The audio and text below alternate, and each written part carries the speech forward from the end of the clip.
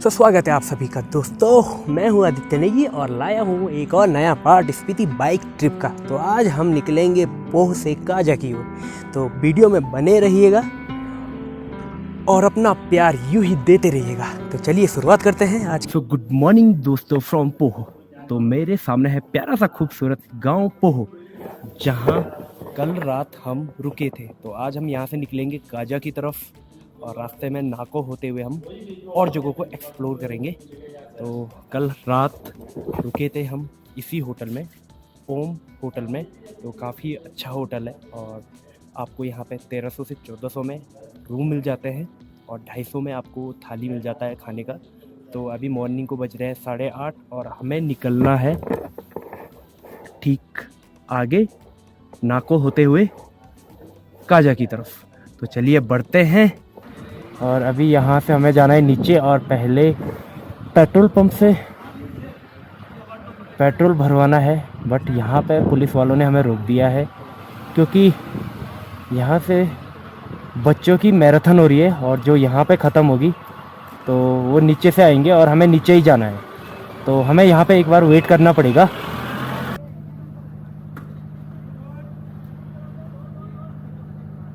अलग अलग स्कूल के होंगे ना बच्चे? अलग अलग स्कूल के बच्चे हैं सारे, जैसे यहाँ आसपास के गांव के यहाँ से दूर दूर है ना जो। अच्छा, ब्लॉक के अंदर जो स्कूल है। अच्छा। आप कहाँ जा रहे हो? हम स्पीति जा रहे हैं। काजा जाएंगे आज। कहाँ से आ रहे हो? उत्तराखंड से। उत्तराखंड से? हाँ जी। उत्तराखंड वाले तो सारे यूट्यूबर हैं, सारे ब्लॉगर। हाँ टोटली अच्छा वीडियो बन रही है। हाँ, बस बच्चों की ऐसे। कोई नहीं। यहाँ बारिश कम होती है ना? यहाँ कम में देखो, शिमला में देखो कितना धूम था। वही तो बहुत कल हम कल ही आए। अब देखो मैं भी कल ही आई। देखो कुमारसैन से आगे इधर को है नहीं है। अच्छा, कुमारसैन है ना जहाँ? हाँ जी, वहाँ से इधर नहीं है।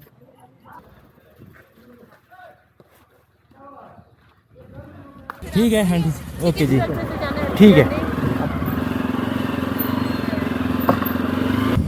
सो अभी हम पोह विलेज से निकल चुके हैं और हमें पेट्रोल भरवाना है क्योंकि इसके बाद कोई भी पेट्रोल पंप नहीं है आगे। तो काफ़ी रूखी सूखी जगह और यहाँ सबसे अच्छी बात बारिश नहीं होती है, यहाँ सिर्फ हवाएं और सीधे बर्फ़ गिरती है। सो आगे के लिए अगर आपको काजा की तरफ जाना है तो यही पोह में लास्ट पेट्रोल पंप स्टेशन है और अगले काजा तक कोई पेट्रोल पंप नहीं मिलने वाला। तो फिर हमने फटाफट टैंक को फुल कर दिया है और अब निकलेंगे हम आगे। सो आगे हमें फिर आज लॉन्ग राइड और ज़्यादा एल्टीट्यूड गेन करना है विद मोटर बाइक के साथ।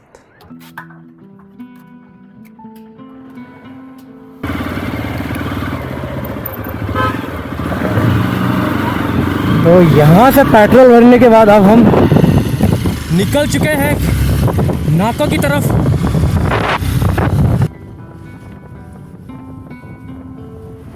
तो जैसे आप अलग अलग वैली में एंटर करते हो ना, तो आपको वहाँ पे चेक पोस्ट दिखाई देंगे जहाँ पे आपको एंट्री कराना होता है। आदित्य सिंह।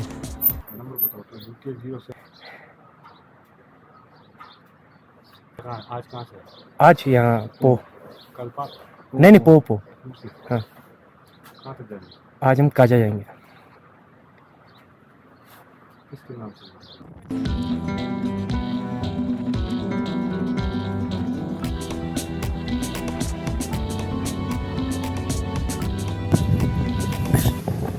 तो यहाँ से है खाप 3 किलोमीटर और पहले हम यहाँ जाएंगे, फिर आगे जाएंगे हम काजा की तरफ।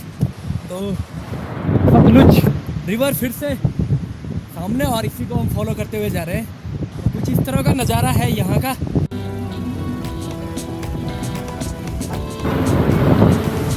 तो भाई साहब बहुत ही खतरनाक रोड है यहाँ की, हर जगह पत्थर और पहाड़, और इनको देख के ऐसा लग रहा है कि ये पत्थर कभी भी गिर सकते हैं। तो कहीं भी नज़र फिरा दो, हर जगह यही खतरनाक हमें पॉइंट दिखने वाला है।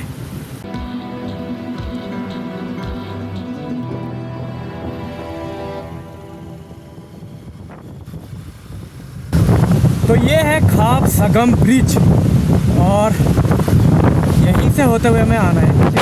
पत्थर देख लो ऊपर। और ऐसी डिफ़िकल्ट जगहों पे चट्टान को काट के जो खतरनाक ये रोडें बनाई गई है ना, ये वाकई में देखने लायक और अद्भुत है। यहाँ का नज़ारा खतरनाक तो है ही, बट बड़ा ही मज़ेदार है।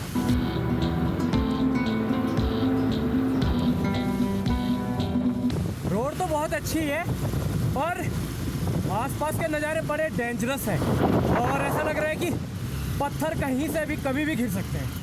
तो जहाँ भी नज़र फिराओ कोने में पत्थर रखे हुए हैं। पर यहाँ की सबसे अच्छी बात यह है कि यहाँ बारिश नहीं होती है, तो लैंडस्लाइड होने का थोड़ा कम चांस है इधर।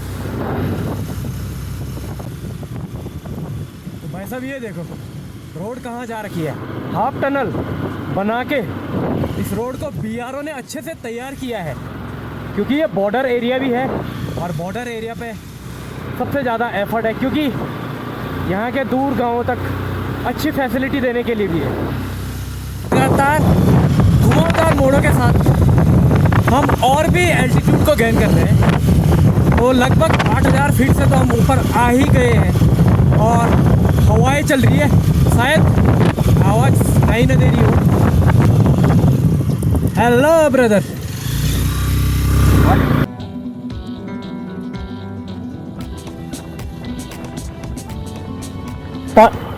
पानी की बोतल है, पानी की बोतल। 11:14 हो गए हैं, तो हमें आगे हाफ डिस्टेंस तो कवर करना ही है। तो खाप से आगे निकलने के बाद फिर हमारा मेन टारगेट रहेगा गुई टेम्पल।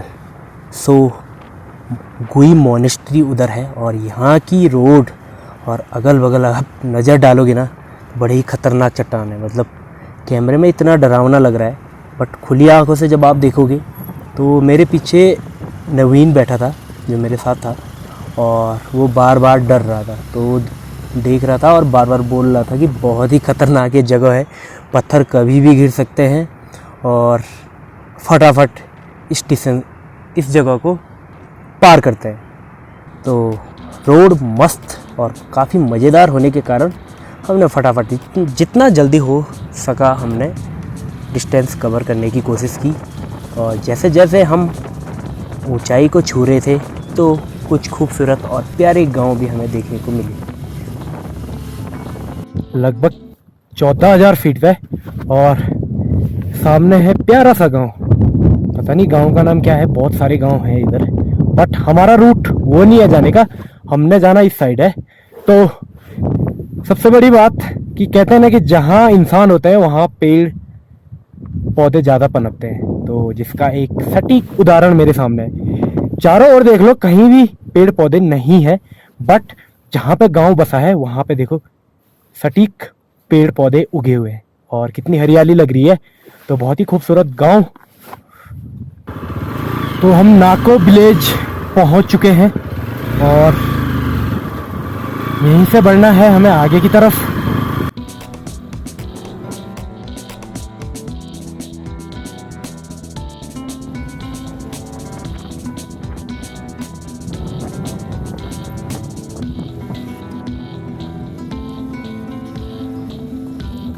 दोस्तों मेरे हाथों के ठीक सामने जो आपको गांव दिख रहा है वो है नाको विलेज और बहुत ही प्यारा गांव है, बट थोड़ा टाइम कम होने की वजह से हमें निकलना है गुई विलेज।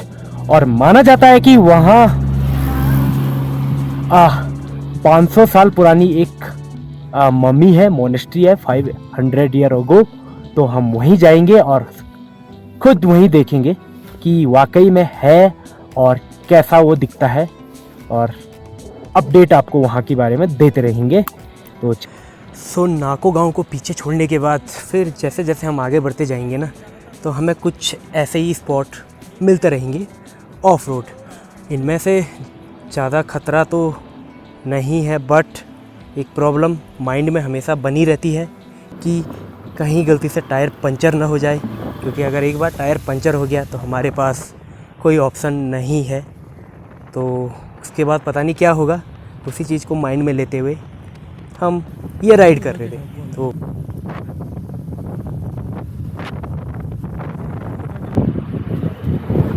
ठीक है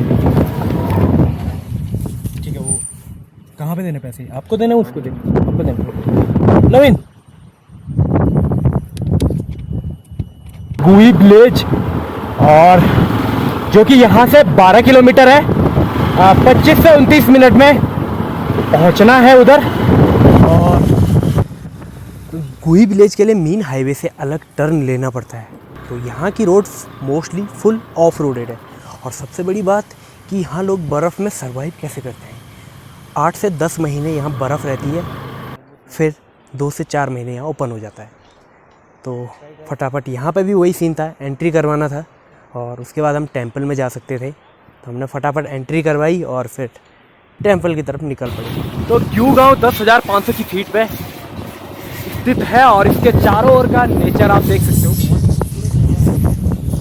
सामने मंदिर के पास सांगला तेंजिंग की जो मम्मी मानी जाती है वो है। और सो जिस मम्मी की मैं बात कर रहा था कि जो हिमाचल में है 500 साल पुरानी मम्मी, जो मॉन्क थे, उनको यहाँ के लोग पूजते हैं। और यहीं पे मेरे ठीक पीछे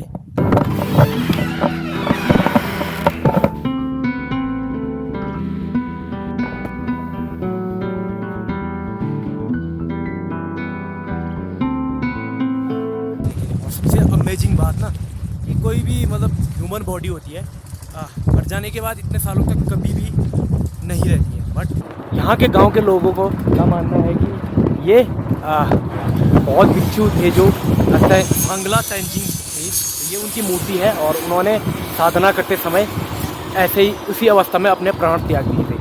तो 1995 में ITBP के जवानों को रोड बनाते समय ये मम्मी मिली थी, जो कि सर पे कुदाल लगने के कारण यह मिली थी।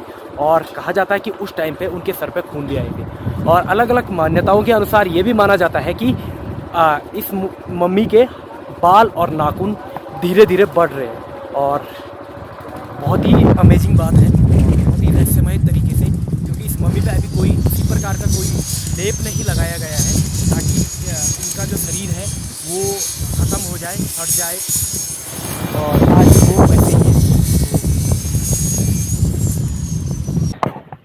सो द गुजी जांगडोक पार्ली मोनेस्ट्री।